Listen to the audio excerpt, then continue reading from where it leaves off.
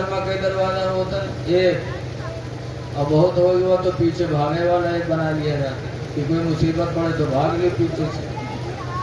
हातिम ताई के घर में 10 दरवाजे। क्यों 10 दरवाजा लगाया था? इसलिए लगाया था कि किसी मांगने वाले को दरवाजा तलाश न करना पड़े।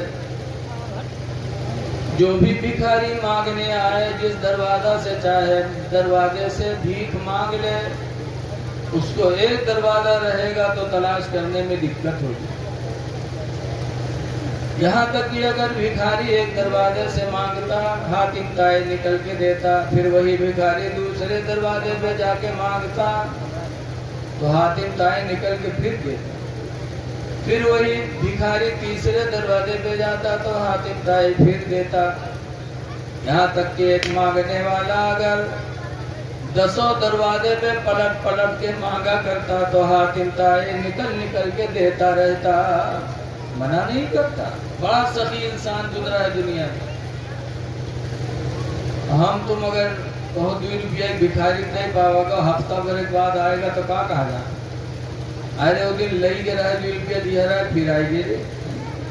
तो हातिम ताई बराबर देता रहता, ऐसा सखी इंसान। लेकिन हजरत अली शेर खुदा का ईमान देखो, जब पूछा गया कि अल्लाह के शेर ये बताओ कि हातिम ताई ज्यादा सखी था या तुम्हारे नबी ज्यादा सखी थे, तो हजरत अली फरमाते हैं कि सखी तो मेरे पैगंबर ही थे, हातिम ताई सखी नहीं था, सखी मेरे नबी ही थे। पूछने वाले ने कहा कैसे? हातिम ताई 10 दरवाजे से देता था, एक भिखारी मांगता था तो 10 दरवाजे से मांगता तो हातिम ताई देता रहता। तो हजरत अली कहते हैं सुनो, अगर हातिम ताई सखी होता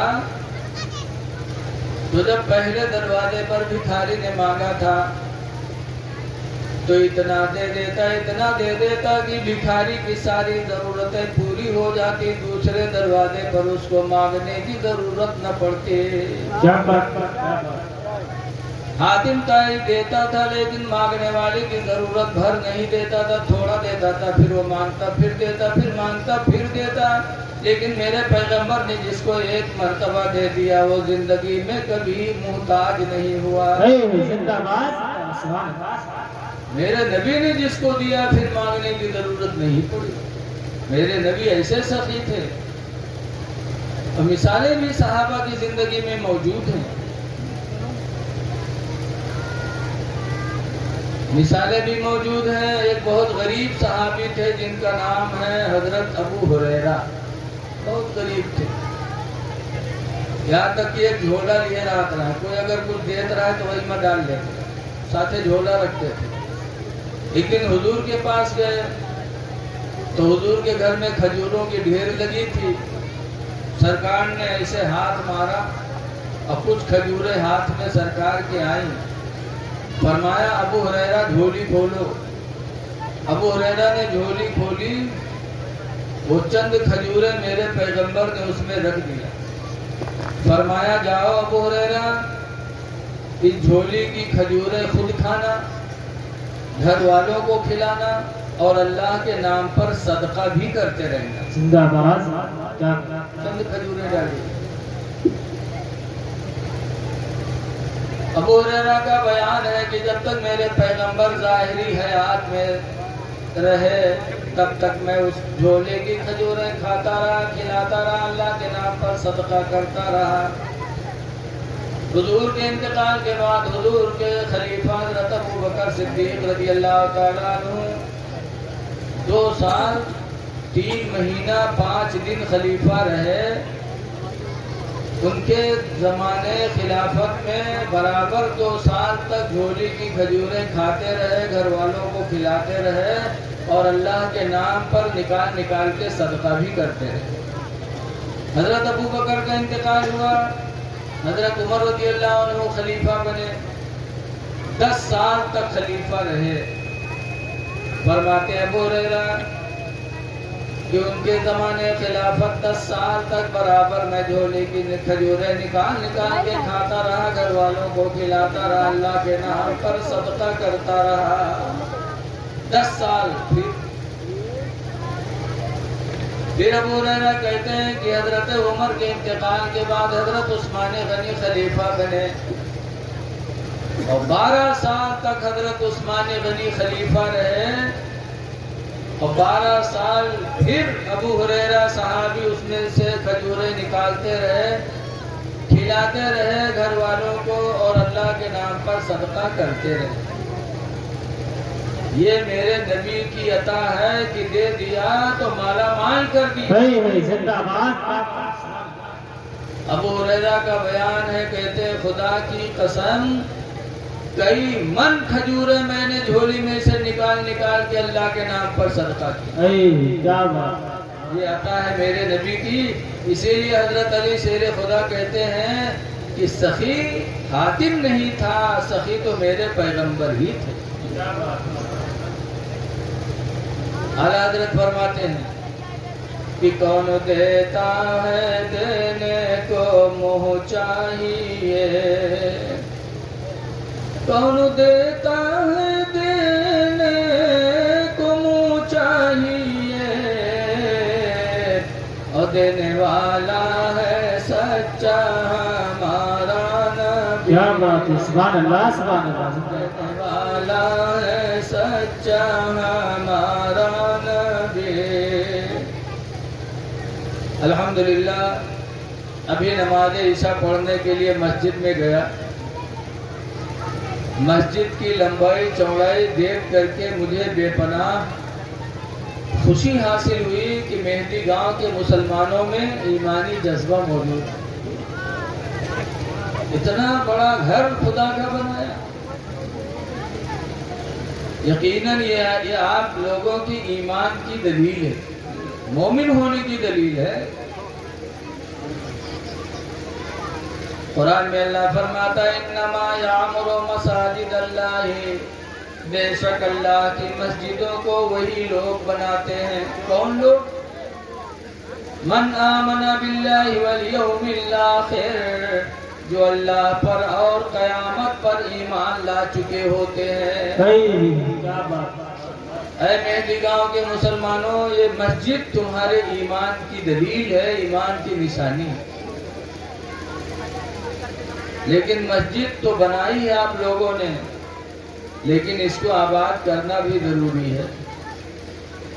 ایک رات میں آدمی مسجد بنا لے، سب کے معنی رات آتے ہیں۔ کہنے والے نے کہا ہے مسجد تو بنائی سب بھر میں، سب معنی رات، یعنی رات بھر میں مسجد بنا لی۔ مسجد تو بنائی سب بھر میں، ایمان کی حرارت والوں نے، من اپنا پرانا پاپی تھا، برسوں میں نمازی بن نہ سکے۔ مسجد بنا ڈالی لیکن نمازی نہیں بنے، یہ بات بہتر نہیں ہے۔ اس لیے لوگوں خدا کی اس مسجد کو آباد کرو۔ حدیث پاک میں ہے بین الایمان والکفر ترک الصلاۃ، ایمان اور کفر کے درمیان فرق کرنے والی کون چیز ہے؟ کیسے جانا جائے ایمان والا ہے، کیسے جانا جائے یہ کفر والا ہے؟ تو حضور فرماتی ایمان و کفر میں فرق کرنے والی چیز کیا ہے؟ سرکار فرماتے ترک الصلاۃ، نماز کا چھوڑنا ہے۔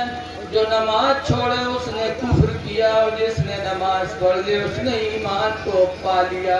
کیا بات ہے، نعرہ تکبیر، نعرہ رسالت، مسلک اعلیٰ حضرت سرکار کی آمد، دلدار کی آمد، علماء اہل سنت، نعرہ تکبیر، نعرہ رسالت، سبحان اللہ سبحان اللہ۔ نماز کا وقت آئے تو خود اٹھو، اپنے بیوی بچوں کو بھی جگا دو، ہو سکے اللہ توفیق دے تو پڑوسی کو بھی جگا دو۔ نماز کے لیے جگانا کتنا بڑا کام ہے۔ میرے پیغمبر فرماتے ہیں لا تسبوا الدیگ،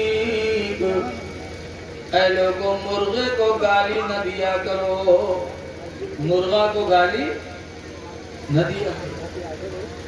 دیکھا جاتا ہے مرغا پچلارا بولی ککرو کو تو کاغذ کا سارے کاٹ کے کھائی لے، یہ سب سوئے نہیں دے۔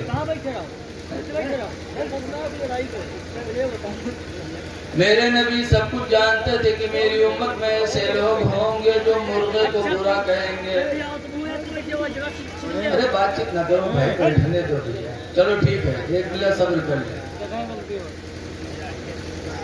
حضور فرماتے لا تسبوا الدیکا، اے لوگوں مرغے کو گالی نہ دیا کرو، کیوں؟ لِأَنَّهُ يُوقَظُ لِلصَّلَاةِ، اس لیے کہ مرغا تمہیں نماز فجر کے لیے جگایا کرتا ہے۔